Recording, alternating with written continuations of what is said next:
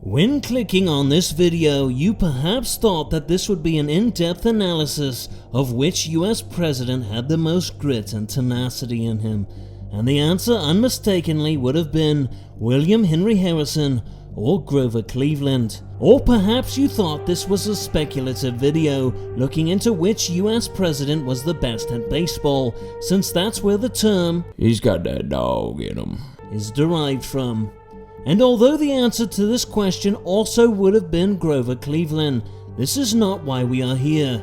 In this video, we will do an in-depth investigation as to which US president literally had the most dog inside of him. Ever since Netflix's groundbreaking historical documentary, Abraham Lincoln Vampire Slayer, revealed America's 16th president spent a great deal of his free time fighting the vampire community that seemed to dominate the American South, the looming question on everyone's mind is certainly, were any of the US presidents a werewolf?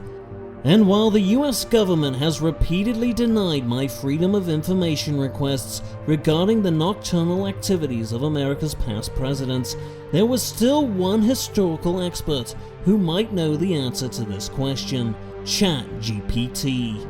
Hours of drilling the all-knowing online oracle, questions ranging from which US president is suspiciously hairy to presidential behaviors during the full moon, went nowhere, as the glorified fortune cookie refused to divulge any information.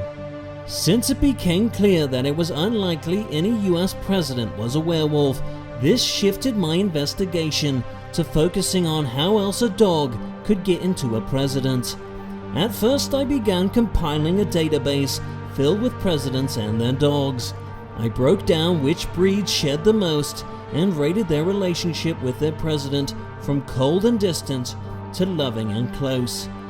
The thought process was that a president who often pet his shedding dog had a higher chance of getting that hair into his mouth than a president who didn't pet their dog at all, or their dog simply didn't shed. But the investigation turned yet again when I realized that if a dog bit its presidential owner hard enough to draw blood, then this would most likely be definitive proof that a dog was actually in a president. When researching this theory, it returned a match when in 1975, Gerald Ford was bitten by his own dog, Liberty. According to the report, the bite required stitches and medical attention, which confirms that at one point, a dog was inside a president. With no more provable evidence available, I have indeed concluded that President Gerald Ford had the most dog in him. A shout out to my patrons for selecting this video for the month.